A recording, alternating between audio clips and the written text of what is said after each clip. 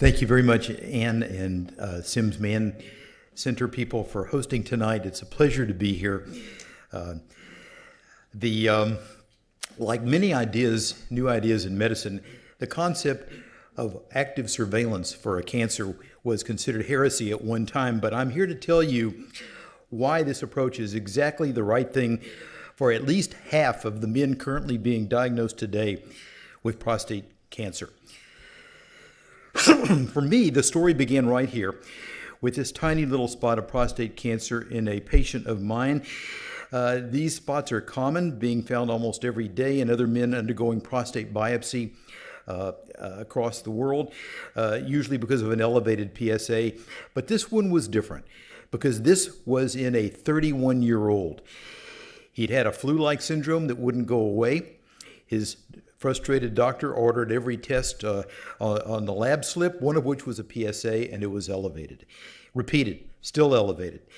His dad happens to be a doctor colleague of mine. We discussed this. What do we do with this? And he said, I've got to know if my son has prostate cancer. So a biopsy was done, and what do you know? There it was, a little spot of prostate cancer. I didn't know what to do with a 31-year-old with this. I sent him and his dad all over the United States getting second opinion from various experts. To make a long story short, he became my active surveillance patient number one, case number one. The interesting thing about this, it is now 7 years since this was found. He's perfectly healthy. His PSA, which had been elevated, is now back to normal. I don't know why it was elevated, and his last biopsy was negative. He has since gotten married and wants to have children, all of which he'll be able to do, but he wouldn't have been able to had his prostate been removed for this little spot, which I'm not even sure deserves the term cancer. So the challenge I offer up to you tonight is to appreciate, yes, there's an awful side to this prostate cancer, but there's another side too. So just to run the numbers, prostate cancer is the second commonest cause of cancer death in men. The current year's estimate is 240,000 new cases, 28,000 deaths. But there's something interesting about these numbers, and that is the discrepancy between the number of deaths and the number of cases. So it is estimated that during a man's lifetime, he's got maybe a 50% chance of having a spot of prostate cancer in his prostate, about a 16% chance of being diagnosed with it, but only about a 3% chance of dying from the disease. So this discrepancy gets people to thinking. Not all of these cancers are terrible cancers. Active surveillance is not doing nothing. Active surveillance is a strategy, a management strategy for following men in a structured platform, men with localized prostate cancer who have what appears to be low-risk lesions and who choose to defer conventional treatment. It's not doing nothing. Why active surveillance? So there are three reasons why active surveillance makes sense. First is the benign nature of some cases of prostate cancer, like the one I've shown you. Second is the limited treatment benefit for many men with prostate cancer who have treatment but may not be benefited as much as we thought they would be. And the third is the potential adverse effects of treatment. These can be observed, can be deferred in many men. I'll show you this in a second. Let me just address these three reasons why active surveillance makes sense in order. Now, during the 90s, a very interesting study was performed by this pathologist in Detroit who got permission from the county coroner to take the prostate glands out of all men dying in the streets of Detroit of unrelated causes, car wrecks, gunshot wounds, heart attacks. And he, over 2 years, harvested 525 prostates. And he took them out and he sectioned them very carefully, looked under the microscope, and what do you think he found? He found what's shown in this graph, chances of having prostate cancer on the vertical axis and age group by decades. These are stratified by African American and Caucasians, but you can see that with each ensuing decade of life, the chances of finding a little spot of prostate cancer increase to where if you're in your 70s and 80s, you've got nearly an 80% chance of having a cancer in your prostate, a small cancer. But these are cancers that men are dying with rather than of. So the first reason active surveillance makes sense is because a lot of cancers can be documented not to bother people. Now, the other number two reason that active surveillance makes sense is that treatment, as much as we would like to think so, isn't always of great benefit. This is a study that you're going to read about on the front page of the New York Times in about 2 weeks. It was presented last year at the National Urology meeting to great fanfare. This is a study done in veterans in VA hospitals across the United States who agreed to be randomized to radical prostatectomy or observation alone, men with prostate cancer. Not all low risk either. And on the vertical axis is the frequency of death from prostate cancer, and on the horizontal axis are years after the randomization point here. And I think you can see it doesn't show too well, but red is the radical prostatectomy group, blue is the observation group, and you can see how close these lines are in these men out to about 15 years. The reduction in prostate mortality from radical prostatectomy was only about 3% over the men who were observed alone.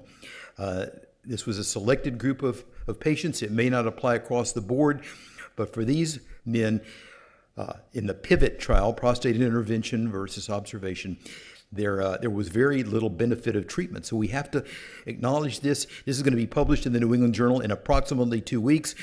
The primary author of this study was Dr. Wilt from the University of Minnesota, but another author was my colleague, Dr. Aronson, who's on the faculty here at UCLA. So we have to keep this data in mind. And the third reason why active surveillance makes sense for many men is that treatment of prostate cancer, that is curative treatment of prostate cancer, does have adverse consequences.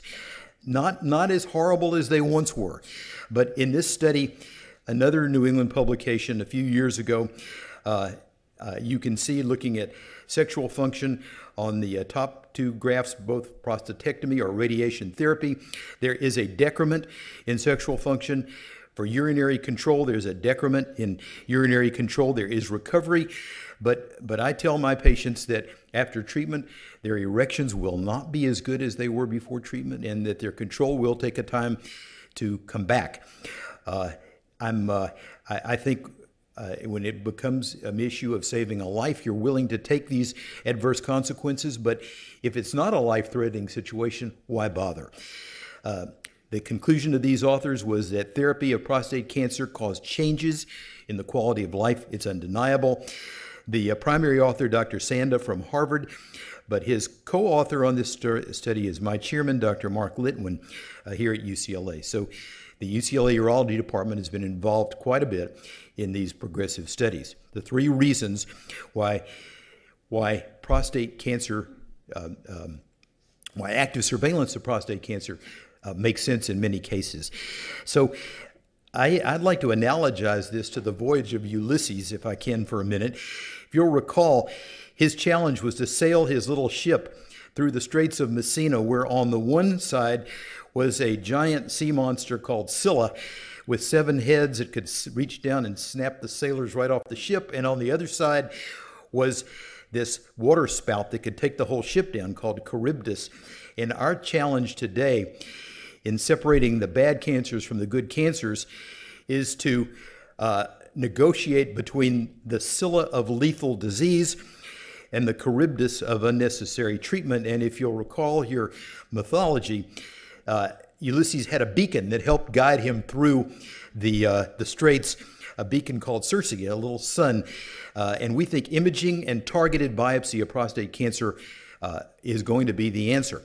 So prostate biopsy is being done almost 1 million times a year in the United States. It's a very common occurrence. Probably everyone knows someone here who's had a prostate a biopsy at one time. And the interesting thing about it is that it started out in a very primitive fashion. In 1989, the Stanford people proposed that you divide the prostate into 6 parts, sextants, and take a biopsy from each one of those sextants, and you do it with ultrasound guidance, and that's how you find prostate cancer. Very interesting way. Contrast this with the way all other cancers are diagnosed. Prostate cancer is the only major cancer that cannot be imaged within the organ of origin. Major challenge. And where the diagnosis is made by blind biopsy until now. And my people at UCLA, my colleagues who have been so helpful with this are helping us to see prostate cancer, target it, identify it, follow it, and change this old algorithm into a much more modern one. This all really started at Hopkins in about 1994 when the famous pathologist Jonathan Epstein looked at tumors that were being removed by Dr. Pat Walsh and his group, and showed that many of these tumors were being removed were so tiny they probably would never affect a man's life during his natural lifetime. And he proposed, based on his studies there, that low-grade tumors, that is Gleason score of 6 or less, with only a couple of biopsy cores positive and less than half of any core involved, like this little spot here, could be managed with active surveillance. And in fact, he coined the term insignificant prostate cancer. Tumors lacking the biological potential to affect disease-specific mortality and morbidity within a given patient's life expectancy. Trouble is, we find these little tiny tumors on these biopsies done, these sextant biopsies, because of the relationship between tumor volume and surface area. If a little tiny tumor, only 0.2 cc's in volume, if it were a perfect sphere, would have a 7 millimeter cross-sectional diameter, and we are hitting a lot of these, and so we end up with tumors being diagnosed by the pathologist that scare people that we're not sure what to do with. So let's look at the bottom line of all this, which is if you watch these people and do active surveillance on people who have an Epstein tumor, a little tiny tumor, and you look at, and this is a study from Canada, one of the active surveillance programs there. If you look at cause-specific survival on the vertical axis, over years of follow-up on the horizontal axis, large group of men, 450 men, you can see almost nobody dies in active surveillance. In fact, the 97% cause-specific survival at 10 years. So although some of these men progressed and their tumors got bigger and they were subjected to treatment, nobody dies. The confirmatory biopsy turns out to be the most important of all the follow-up treatments that are done here. Our practice is when somebody comes to us with a diagnosis of one of these small tumors, then 6 months later, sometimes sooner to allay anxiety, we do a surveillance biopsy, our confirmatory biopsy we call it. And in general, the biopsies have shown in the past 40% of the patients have no prostate cancer identifiable on their confirmatory biopsy. 30% have continued low-risk prostate cancer, and 30% have high-risk prostate cancer go on to treatment. So can't emphasize enough the importance of that confirmatory biopsy, and if up front the man says to me, I'm not willing to do it, then I tell him he's a poor candidate for active surveillance, and he should go on to definitive treatment. So what about pathologic outcomes in men who delay treatment and then for one reason or another need to have their prostate removed? Again, data from Johns Hopkins, 48 men who had radical prostatectomy after being in active surveillance for an average of about 30 months. And it's interesting, the outcomes in these men were just the same as had they had their prostates removed right up front. They were no worse off. That reflects the slow growth of most prostate cancers. And it's interesting, too, that in all the men with large tumors, the location was in an unusual part of the prostate, the anterior part of the prostate. So the confirmatory biopsy and active surveillance is very important. We got interested in active surveillance here when we did some interesting math and determined that an estimated 500 men per month become candidates for active surveillance in Southern California alone. I won't take you through the math, but this holds up. And so in March of 2009, shortly after I came back to UCLA, we started a formal program. We called it ASCAP, launched in March of 2009. Our enrollment into this program has been quite rewarding. Number of patients on the vertical axis and the year of enrollments on the horizontal axis. This is 6 months into 2012. We are now at about 250 men who have signed an IRB-approved consent form to go into active enrollment, active surveillance. When they sign the form, they give us permission to put them into a database so we don't lose track of them, very important, and to use their stored specimens for research purposes. Our follow-up regimen, we do confirmatory biopsies in 6 months, and then periodically thereafter, we do a digital rectal exam and a PSA every 6 months. And we have been looking a lot at quality of life scores. Anne and her associates at Mann are helping us with this. It turns out that a lot of decision-making by people in active surveillance programs is not based on science. It's based on anxiety. And we're trying to deal with that and to figure that out.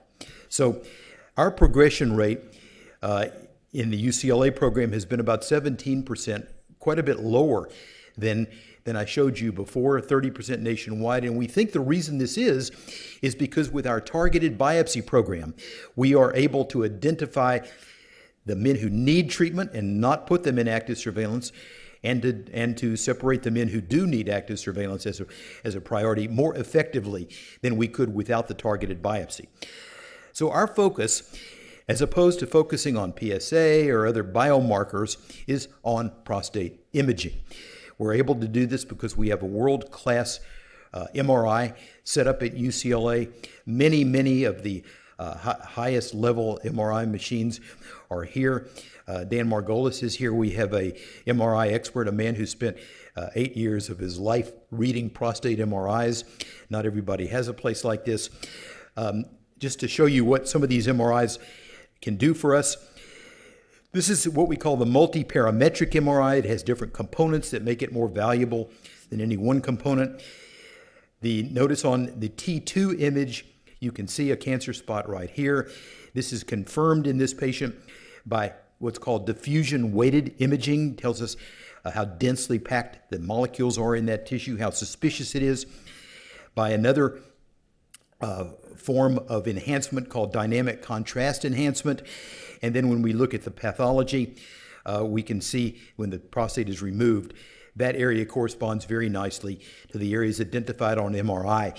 Remember, I said at the beginning, it's the only cancer we can't see with an imaging modality, but we are changing that with sophisticated MRI. This is a hard thing to do in a community setting, but it's something that a major university can do very well.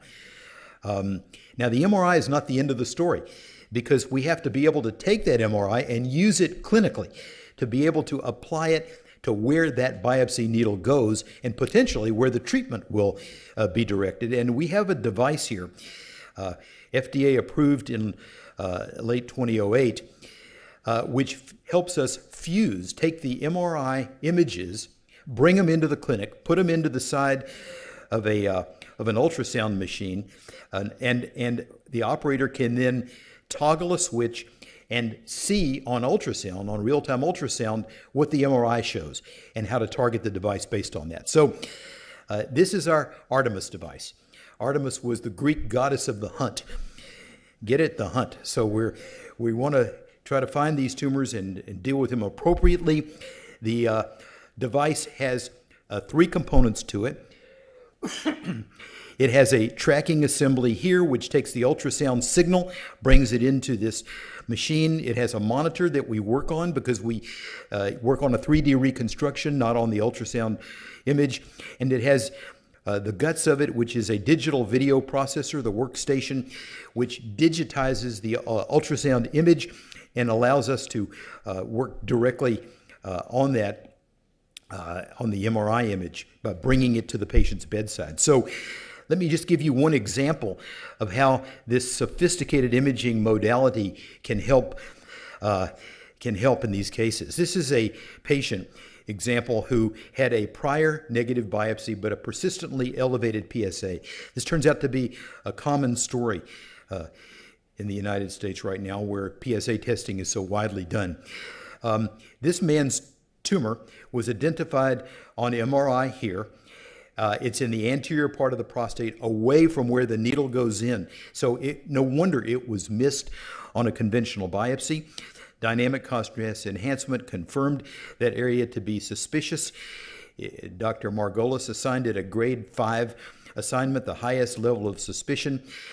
And here's an example of how we do targeted biopsy using this 3D reconstruction of the prostate with the MRI component, the suspicious area fused in, allowing us to put these biopsy cores, shown in yellow here, directly into the targeted area.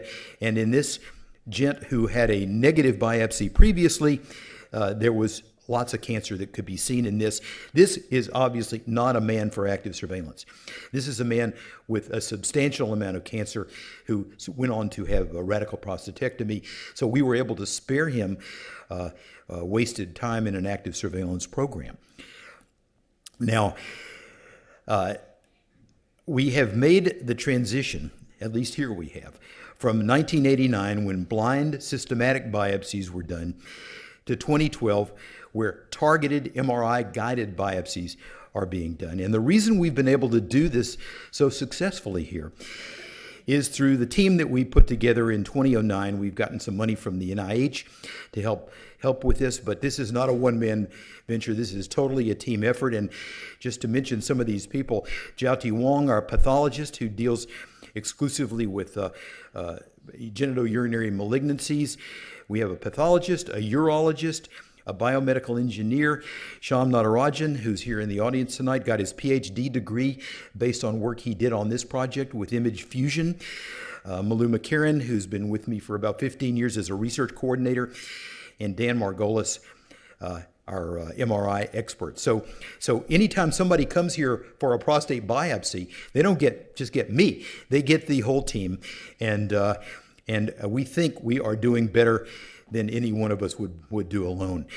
When we have a prostate cancer suspect, anybody with an elevated PSA or one of the new gene tests, we then go ahead and do the multimodal 3T MRI, the multi-parametric MRI. The radiologist denotes areas of suspicion. The biomedical engineer fuses these onto a CD, bring it to the clinic, and then we do the ultrasound. The image fusion is done in the machine for us. Guided biopsies are done, and then we store these images for future recall if necessary. We can actually go back to the same spot. If one of those biopsy cores is problematic, we can actually go back to that same spot and take more samples in the future. So what kind of results do we have here from this project? Well, they're pretty interesting. We have, in our first 171 men, we drew the line last fall, men who've had targeted prostate biopsy with MRI fusion, and this work has been is about to be accepted for publication in the Journal of Urology. You can see as target image grade increases, that is, as level of suspicion increases from no target identifiable up to a grade 5 lesion, the chances of diagnosing cancer with a targeted biopsy go as high as 94%. And notice the stair-step effect here. The green are the all cancers, and the red are the really bad ones, the Gleason 7 and greater. So the stair-step effect is very meaningful. It shows that our targeting based on degree of suspicion of images is pretty valid. Very importantly, of the men with really bad cancers, 38% of them in this study were found only with targeted biopsy. The 1989 biopsies would have missed these men. And in many cases, they did have negative biopsies when they went into this. So we opened enrollment in the active surveillance program here, second quarter of 2009. 242 men this was as of 6 weeks ago, had a biopsy at baseline, 198. Let's see, where am I? 198. Had a confirmatory biopsy, 120. Were out 18 months beyond that, and 59 were out for 42 months or later. Our plan now is to do biopsies every 2 years on these men subsequent to their last biopsy. Again, our rate of progression is about 17%, and it's really too early to say this, but no one has died in our program either or developed metastatic disease under our watch.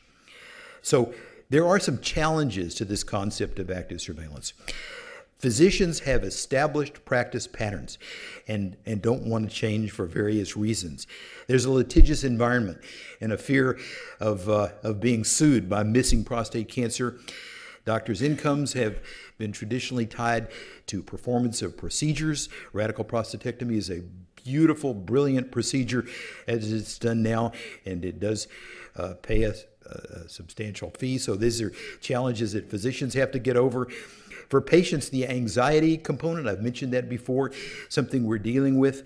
The word cancer is a very, very fearsome cancer word that drives great fear into everyone. I can still remember a talk I had about 2 weeks ago with a couple, and I took an hour to explain active surveillance because of one of these little tiny spots, and they kept nodding their head, and they got it, and we walked to the desk to check out.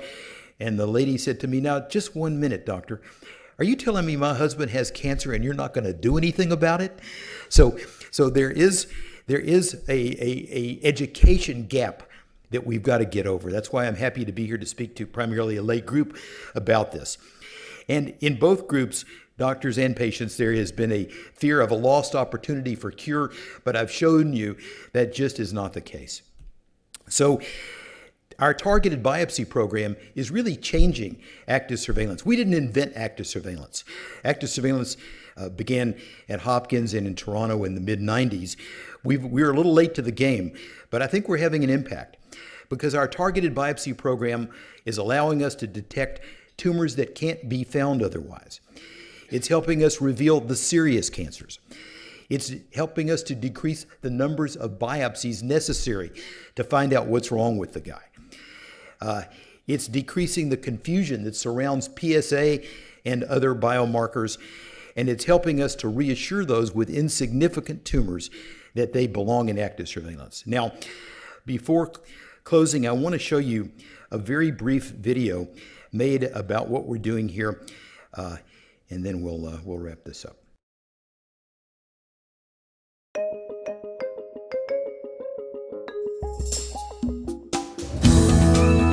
Approximately 230,000 cases of prostate cancer will be diagnosed in the U.S. this year, but not every prostate cancer is deadly.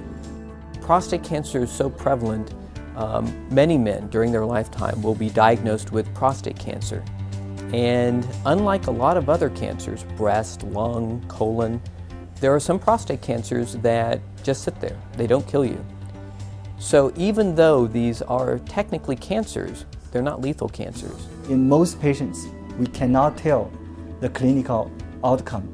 Therefore, many patients receive surgery and we know that that's unnecessary. And our goal is really to change that. There is growing evidence that many prostate cancer patients can live without treatment, its risks and side effects, when closely monitored. The key is improving diagnosis and surveillance by improving the cancer biopsy.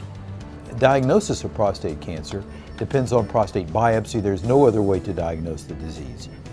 Amazingly, prostate cancer is being diagnosed today almost exactly the same way it was more than 25 years ago. Prostate biopsy is performed in a systematic manner, but in a blind manner. That is, we can't see the tumors. Ultrasound is used to guide us to parts of the prostate, and we systematically sample the prostate, but we can't see tumors with ultrasound.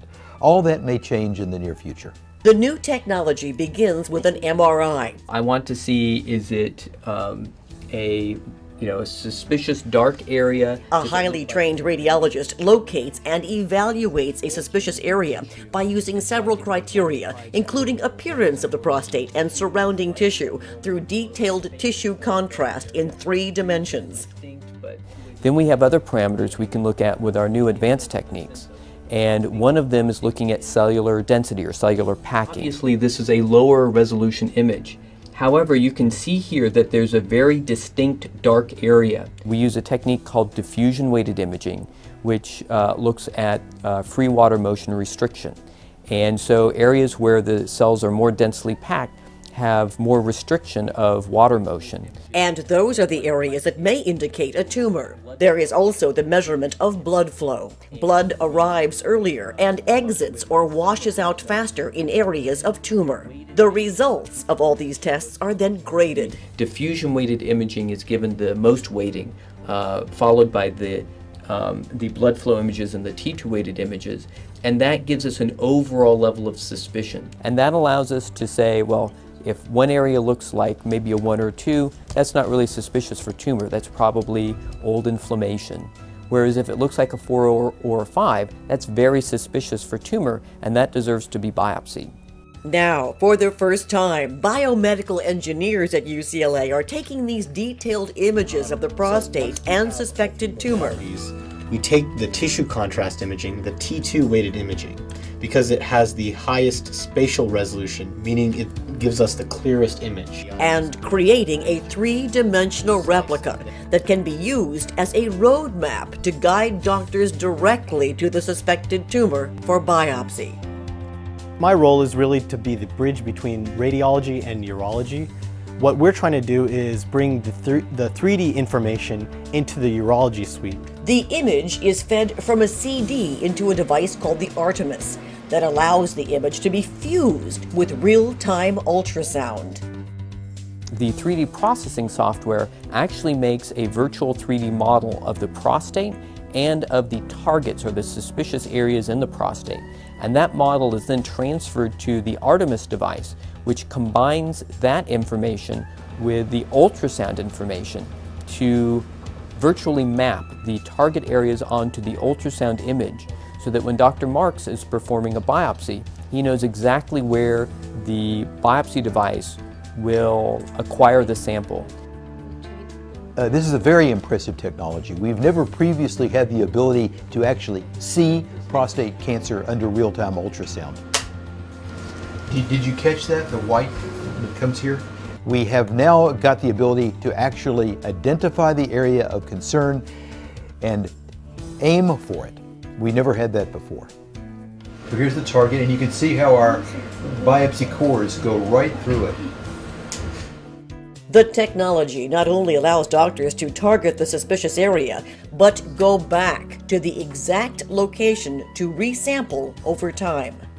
And then the urologists can use this information to accurately biopsy the prostate cancer, and we can observe the cancer through time to determine if a cancer is growing fast or not so fast. Then we can decide if a patient can be watched safely, or if a patient needs surgery or radiation or other forms of radical treatment. We are interested in trying to avoid surgery where surgery wouldn't be of benefit, where it wouldn't prolong life or ease pain. And many of these little prostate tumors that are being found today, men will die with rather than of.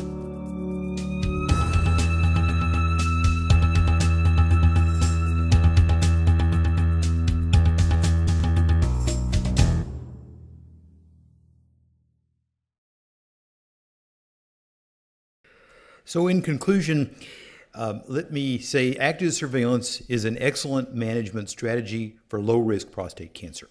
Nobody dies. Careful follow-up is mandatory. If someone doesn't want to be followed according to the rules and regulations, he's not a good candidate for active surveillance. Targeted prostate biopsy using advanced imaging technology is more accurate than blind systematic biopsy. And finally, targeted biopsy is improving patient selection for both surveillance and immediate curative therapy of prostate cancer. I have a lot of people to acknowledge. I'm not going to read this, but many of them are here tonight. And just to acknowledge that this is a nice team effort. This is what universities should be doing, and I think we're doing this very effectively in this case. So we'll stop there, and if there are questions, we'll try to see what we can do. Thank you for having me.